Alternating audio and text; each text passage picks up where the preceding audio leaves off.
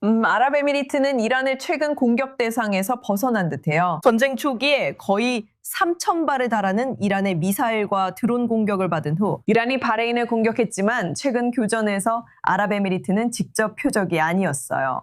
쿠웨이트, 카타르, 오만, 사우디아라비아 그리고 요르단.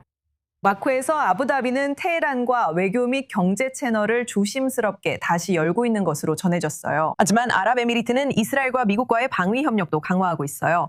에미리트가 정말 균형 잡기 힘든 외교를 하고 있는 거죠. 여기 스튜디오에는 여전히 말리크와 야코브가 함께하고 있습니다. 말리크, 아랍에미리트가 이란과의 관계를 회복하면서도 이스라엘, 미국과 더 가까워지고 그 긴밀한 관계를 공개적으로 알리는 건 어떻게 가능한가요? 이렇게 미묘한 줄타기를 하는 것이 어떻게 가능한가요? 그러니까 이 전쟁이 5개월이나 이어진 후에 에미리트인들은 이란과 어떤 식으로든 관계를 맺어야 한다는 걸 이해하게 됐습니다. 왜냐하면 그들은 이스라엘과 미국, 그리고 기본적으로 미국이 이 전쟁을 멈추고 협상에 나섰다는 걸 봤기 때문이죠. 이란은 여전히 미사일과 드론을 보유하고 있었고, 그리고 그들은 두바이에서 정상적인 삶으로 돌아가는 것이 필요했습니다.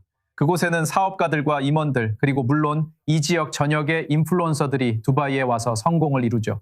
두바이를 그들이 원하는 비즈니스 허브로 만드는 겁니다. 그들은 오랫동안 그곳에서 비전을 품었습니다. 이것이 그들이 다시 시작하게 된 이유입니다. 이란과의 대화들이죠. 실제로는 대화 때문이 아니라 전체적인 관계 때문입니다. 왜냐하면 우리는 이미 페리가 두바이 항구에서 이란으로 가고 있는 것을 보고 있기 때문입니다. 물건과 사람들을 이란으로 옮기고 있습니다.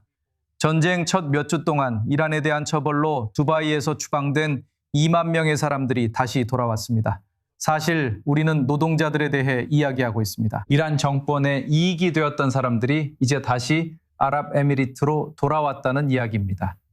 그리고 오늘 한 에미리트 고위 관계자는 이번 전쟁이 모두에게 현실을 직시하게 해주는 계기였다고 말했습니다. 강경한 태도는 전쟁의 첫 번째 단계였습니다. 그 후 우리는 실용주의를 보여주었습니다. 우리는 결정에 집착하지 않고 상황에 맞게 조정합니다. 이것이 그가 말하는 내용입니다. 다시 말해서 그는 왜 그렇게 많은 미사일, 500개, 600개 다 퍼부어진 뒤에 이런 행동을 했는지 정당화하려고 하는 겁니다. 이웃나라가 UAE에 많은 미사일을 퍼부었는데도 말입니다. 그들은 이제 이런 관계를 다시 복원하고 있습니다. 물론 이것은 많은 이스라엘인들과 미국인들에게 매우 실망스러운 일입니다. 하지만 우리는 에미리트인들의 입장에서도 생각해봐야 합니다. 그들은 미국인들이 계속해서 일을 마무리하지 않고 있다고 말하고 있습니다. 그러니까 미국이 일을 끝내지 않고 있다고 할 수 있겠죠. 한편으로는 미국이 이란과 현재 집권 중인 IRGC 정권에 맞서 이 지역을 스스로 감당하도록 내버려 두고 있다는 것입니다. 아랍에미리트가 특히 큰 타격을 입었다는 점을 보면 매우 흥미로운 전개입니다. 이 지역에서 가장 큰 타격을 입은 나라죠. 이스라엘보다도 이 더요. 전쟁의 한가운데서 이스라엘보다도 더 큰 타격을 입었어요. 야코브, 이 전쟁이 40일 만에 마무리된 이후 여러 보도에 따르면 아랍에미리트가 실제로 이란에 직접 반격을 가했다는 이야기가 있었습니다.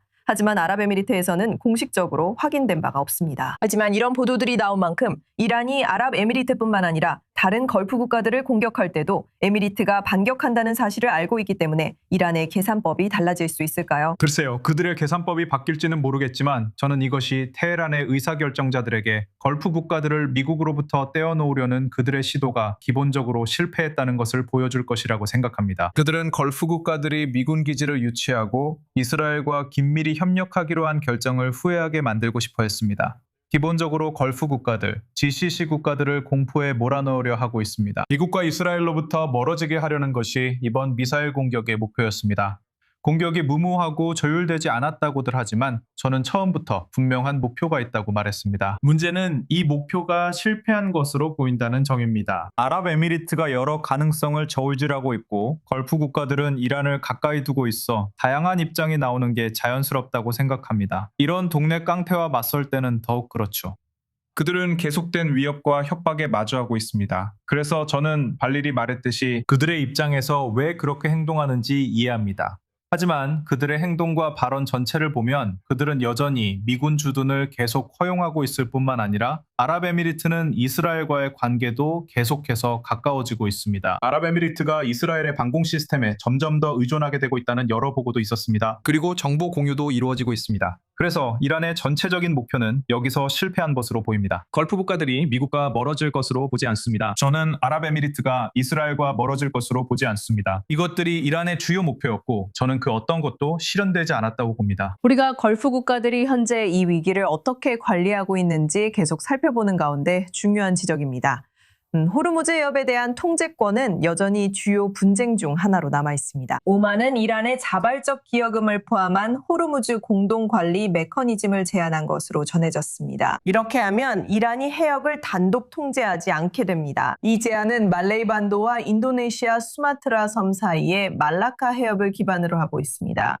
그 해협을 이용하는 선박들은 자발적으로 항해와 환경 보호를 위한 기금을 제공합니다. 그리고 수색 및 구조 활동에도 기금을 제공합니다. 오만 정부의 공식 입장은 없지만 이란 외무장관 아바스 아라그치가 월요일에 오만과 사우디아라비아 외무장관과 각각 통화를 했다고 밝혔습니다.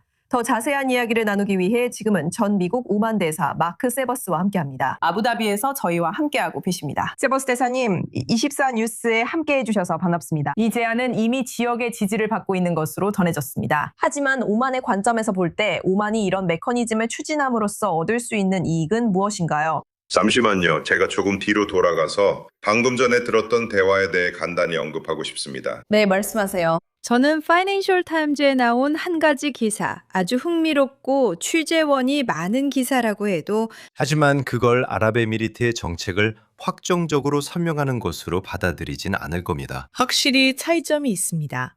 두바이는 매우 수십 년 동안 이란과 경제적으로 매우 밀접하게 연결되어 있었고 거주하는 이란인 인구도 매우 많습니다. 그리고 아부다비는 정치적 수도입니다. 그리고 어디에서요? 제가 들은 바로는 이란에 대한 신뢰가 전혀 없다고 합니다. 그렇다고 해서 대화할 채널이나 어떤 형태로든 교류가 없는 것은 아닙니다. 하지만 저는 아랍에미리트의 정책 조정 정도에 대해 약간 회의적입니다. 그게 오만 문제로 이어집니다. 보세요. 오만과 이란은 분쟁이 시작된 거의 초창기부터 호르무즈 해협 공동관리에 대해 논의해 왔습니다. 제 생각에는 이미 3월 중순쯤에 첫 번째 오만 대표단이 이 문제를 논의하기 위해 테헤란을 방문했던 것으로 알고 있습니다. 오만은 약 일주일 전쯤에 꽤 비슷한 아이디어를 제시했었고 그 직후 탄도미사일 공격을 받았습니다. 우산단 반도, 즉 호르무즈 해협과 접해 있는 오만 영토의 그 지역은 아랍에미리트 국경과 매우 가까운 곳입니다. 그래서 여기서는 오만과 이란 사이에 매우 복잡한 게임이 벌어지고 있는 것이 분명합니다. 이란은 모두를 괴롭히고 압박하려고 합니다. 그리고 이란 외무장관이 이 일에 대해 지역의 지지가 있다고 말할 때 저는 정말로 의심스럽습니다. 그들이 사우디아라비아와 대화를 나눴을 수도 있다는 사실이 지역의 지지가 있다는 것을 의미하지는 않습니다. 여기서 기본적인 문제는 아무도 이란이 이 일이 끝난 후에도 호르무즈 해협을 계속 통제하는 것을 원하지 않는다는 것입니다. 그리고 아무도 그들이 계속 주장하는 통행료를 부과하는 권리를 허락하고 싶어 하지 않습니다. 핵심은 이란이 수로를 단독 통제하지 않는다는 것입니다.